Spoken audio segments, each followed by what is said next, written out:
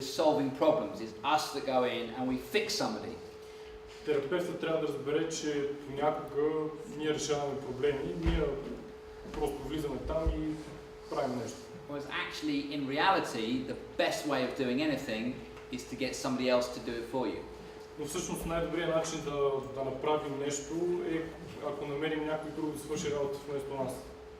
So if I can get the client to do the work rather than me have to do the work, then it happens much faster and the results stay much longer.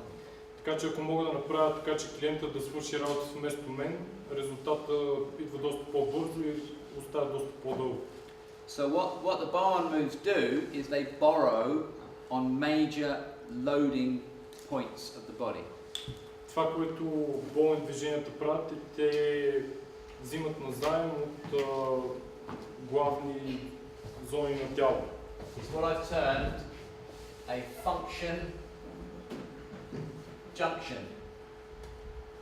Това, което аз съм започнал да наричам функционално съчленение. Yeah. So if you imagine that there's a man at the football this afternoon selling balloons. И ако си представите, че примерно днес следобед на футболния матч има един човек, който продава балони. That would have made it a good afternoon if I could have bought a balloon. Това ще бъде един добър следобед, ако може да си купа балон. As it was. It was good. We loved it, didn't we? Had a good time. И беше много хубав следобед, много добре се забавлявахме. But if you imagine a man who's got 40 balloons in his hand. Представете си един човек, който има 40 балона в ръката си. So all those balloons are held in one small area. И всички тези балони се задържат в една малка област. So if I wanted to upset him, I could do it two ways. И ако искам да го разстроя, мога да го направя по два начина. I could go around and pop each balloon. Мога да обикалям и да пукна всеки балон.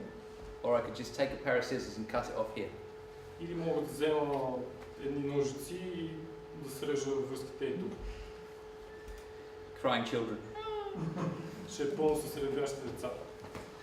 And so this is the difference between sometimes what we do in physical therapy, where we go around and we look for the 50 balloons to work. И тук идва разликата, когато, например, в физикалната терапия обикаляме и търсим отделните 50 балона. Or we come to the one point and we say, here is a point where all the 50 balloons come together.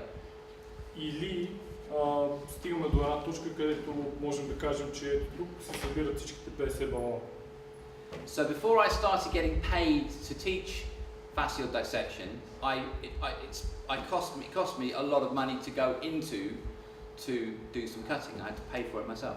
И всъщност преди да започна да преподавам фасциални дисекции, аз трябваше доста да платя, за да се науча сам и трябваше сам да науча тези неща. I took a list of Bowen moves to dissect areas of the body so I could find out where it was coming to. И всъщност така правих дисекциите, че да разбера къде минават Bowen движения, през какви места. So we have a move here on the lateral border of the vastus lateralis tendon. Имаме едно движение тук върху границата на сухожилието на vastus lateralis, which we call hit the lat. Което наричаме hit the lat. Now, as a result of dissecting this area, I can tell you where it goes and why it's amazing. Като резултат на дисекционната ми работа мога да ви кажа къде отива това движение и защо това е невероятно. And how it encompasses the whole of the knee, but also deep tissues that are almost visceral and abdominal tissues. И как това движение, как това нещо обгражда цялото коляно, но също така и дълбоки тъкани, които са направо свързани с коленото кухина. If you move in a couple of different directions with it, so you put 3 moves on the lat and then 2 more elsewhere, you've dealt with the whole leg. There's not one muscle or piece of fascia in the leg that's not dealt with. Ако направите това движение и още 2-3, тогава ще сте обработили целия крак. But you need a dead body and a sharp knife if you're gonna. Но ще ви трябва едно мъртво тяло и много остър нож, за да... So function junctions, areas that narrow down into one very busy area. Функционалните преходи, това са места, където нещата се свързват в едно много натоварено място. I've talk a couple more about those in a minute. След малко ще поговоря повече за това. Once we create disturbance in those areas, we promote a dialogue between the systems of the body.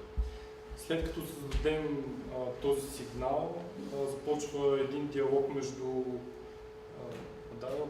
dialogue between the central nervous system започва диалог между централната нервна система и тялото. And the autonomic nervous system. Между централната нервна система и автономната нервна система. So the vast majority of information that comes to you, you don't know about. По-голямото количество информация, която достига до вас, вие не я осъзнавате, вие не разбирате за нея. Only gets to about here. Стига горе-долу до тук. Okay. So you have information which is sensory. You sense things and then you act on them. So your blood pressure, your digestive system, these aren't conscious systems. Има сензорна информация, такава, която усещате и действате според нея, но има и, например, вашето кръвно налягане, което вие не усещате и...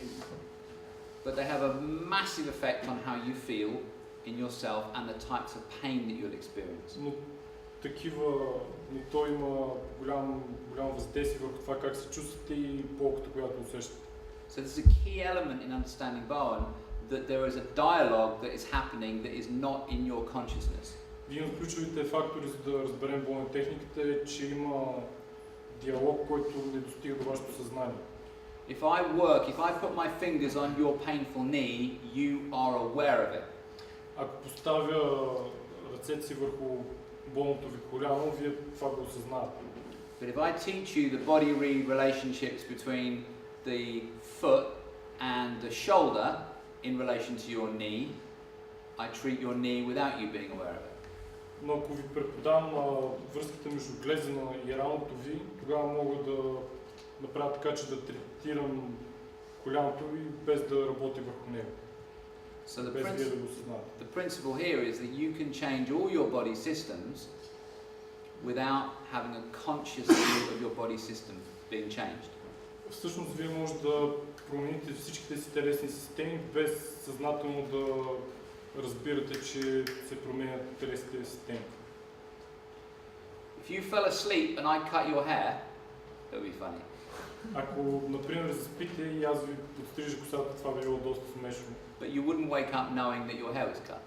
Но няма да се събудите и да знаете, че някой ви отрязал косата. Do you see what I mean? Okay. Разбирате ли?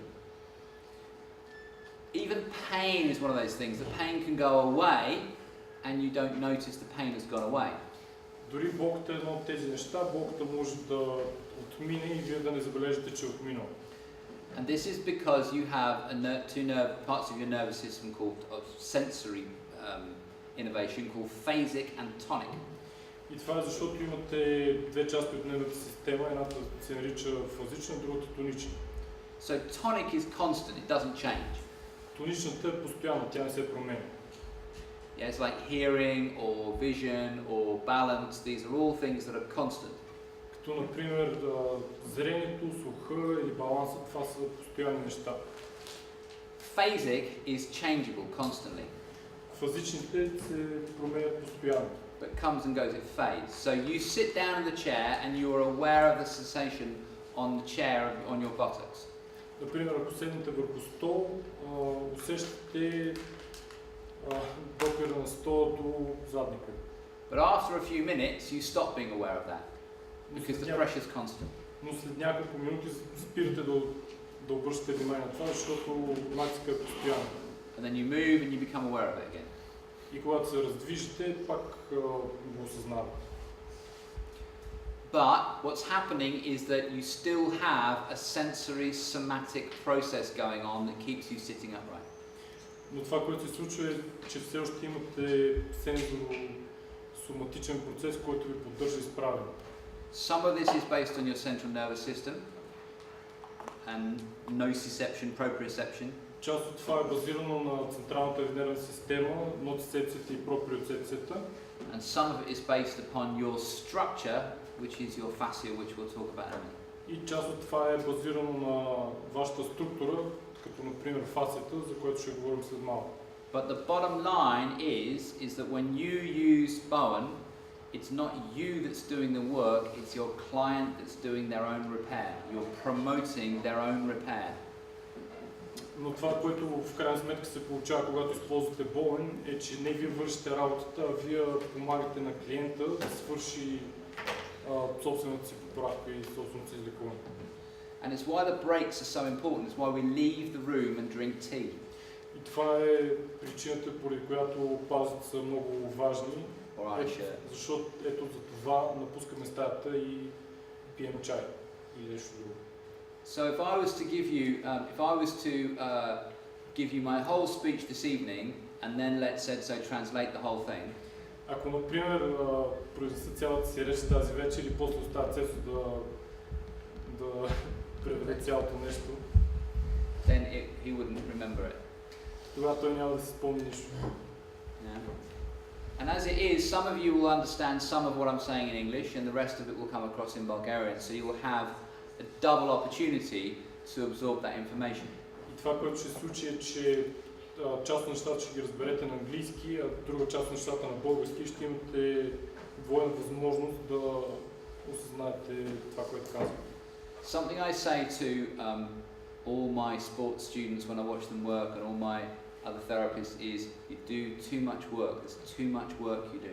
Нещо, което казвам на спортните терапевти и на другите ми ученици е прекалено много работиш. And the body needs a chance to be able to take on board what's being asked.